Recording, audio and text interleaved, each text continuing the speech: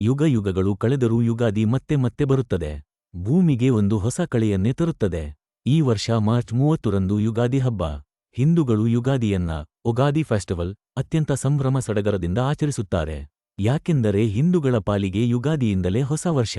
ಇದು ಸಂವತ್ಸರ ಬದಲಾಗುವ ಸಮಯ. ನೀವು ಕೂಡ ನಿಮ್ಮ ಮನೆಗಳಲ್ಲಿ ಯುಗಾದಿ ಆಚರಣೆಗೆ ಸಕಲ ಸಿದ್ಧತೆಯನ್ನು ಮಾಡಿಕೊಂಡಿರ್ತೀರಿ. ಆಚರಣೆಯ ಜೊತೆಗೆ ಯುಗಾದಿಯ ಬಗ್ಗೆ ಈ ಒಂದಷ್ಟು ಇಂಟರೆಸ್ಟಿಂಗ್ ವಿಷಯಗಳನ್ನು ತಿಳಿದುಕೊಳ್ಳಿ. ಜನವರಿ 1ರಂದು ಹೊಸ ವರ್ಷ ಶುರುವಾದರೂ ಹಿಂದೂಗಳ ಪಾಲಿಗೆ ಯುಗಾದಿಯಿಂದಲೇ ಹೊಸ ವರ್ಷ ಶುರುವಾಗುತ್ತದೆ. ಸಾಮಾನ್ಯವಾಗಿ ಈ ಹಬ್ಬ ಮಾರ್ಚ್-ಏಪ್ರಿಲ್ನಲ್ಲಿ ಇರುತ್ತದೆ.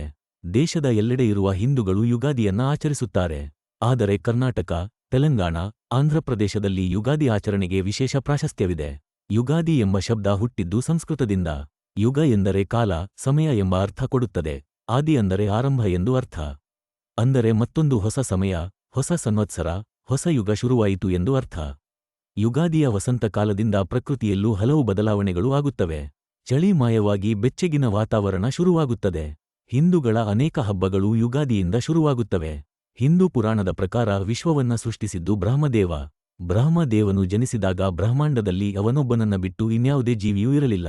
ಬಳಿಕ ಸುಮಾರು 100 ವರ್ಷ ತಪಸ್ಸು ಮಾಡಿ ತನ್ನ ದೈವ ಮೂಲವನ್ನ ಕಂಡುಕೊಂಡು ವಿಶ್ವವನ್ನ ಸೃಷ್ಟಿಸಲು ಪ್ರಾರಂಭಿಸಿದನು. ಹೀಗೆ ಬ್ರಹ್ಮದೇವನು ಈ ಸೃಷ್ಟಿಯನ್ನ ಸೃಷ್ಟಿಸಲು ಶುರು ಮಾಡಿದ್ದು ಇದೇ ಯುಗಾದಿಯ ಸಂದರ್ಭದಲ್ಲಿ. ಹೀಗಾಗಿ ಯುಗಾದಿಗೆ ಧಾರ್ಮಿಕ ಮಹತ್ವವೂ ಇದೆ. ಇದು ಹೊಸ ಹುಟ್ಟನ್ನ ಪ್ರತಿನಿಧಿಸುತ್ತದೆ. ಶ್ರೀರಾಮ ಅಯೋಧ್ಯೆಯ ರಾಜನಾದ ದಿನ. ಶ್ರೀರಾಮ ಬೇರೆ ಯಾರೂ ಅಲ್ಲ, ಮಹಾವಿಷ್ಣುವಿನ ಅವತಾರ. ತ್ರೇತಾಯುಗದಲ್ಲಿ ದಶರಥ ಮಹಾರಾಜನ ಹಿರಿಯ ಪುತ್ರನಾಗಿ ಜನಿಸಿದ ಶ್ರೀರಾಮ ಇನ್ನೇನು ಅಯೋಧ್ಯೆಯ ಸಿಂಹಾಸನ ಏರಬೇಕು ಎನ್ನುವಷ್ಟರಲ್ಲಿ ಅವನ ಚಿಕ್ಕಮ್ಮ ಕೈಕೇಯಿಯಿಂದಾಗಿ ಅರಣ್ಯಕ್ಕೆ ಹೋಗುವ ಪರಿಸ್ಥಿತಿ ಬಂತು. ವನವಾಸದಲ್ಲಿ ಅದೆಷ್ಟೋ ಪರೀಕ್ಷೆಗಳು, ಕಷ್ಟದ ಸಮಯಗಳನ್ನೆಲ್ಲ ಎದುರಿಸಿ ಕೊನೆಯಲ್ಲಿ ರಾವಣನನ್ನ ಸಂಹರಿಸಿ ಸೀತೆ ಲಕ್ಷ್ಮಣರ ಸಹಿತ ಅಯೋಧ್ಯೆಗೆ ಬರುತ್ತಾನೆ. ನಂತರ ಅಯೋಧ್ಯೆಯ ರಾಜನಾಗುತ್ತಾನೆ. ಹೀಗೆ ಅಯೋಧ್ಯೆಯ ರಾಜನಾಗಿ ಸಿಂಹಾಸನ ಏರಿದ ದಿನ ಯುಗಾದಿ. ಹೀಗಾಗಿ ಯುಗಾದಿಗೆ ಇನ್ನಷ್ಟು ಮಹತ್ವ ಇದೆ. ಕೃಷ್ಣ ಭೂಮಿಯನ್ನ ಬಿಟ್ಟು ಹೊರಟ ದಿನ. ಹಿಂದೂ ಧಾರ್ಮಿಕ ಆಚರಣೆಯ ಪ್ರಕಾರ 4 ಯುಗಗಳು ಇವೆ: ಸತ್ಯಯುಗ, ತ್ರೇತಾಯುಗ, ದ್ವಾಪರ ಯುಗ ಮತ್ತು ಕಲಿಯುಗ. ಸದ್ಯ ನಾವೆಲ್ಲ ಕಲಿಯುಗದಲ್ಲಿ ಇದ್ದೇವೆ.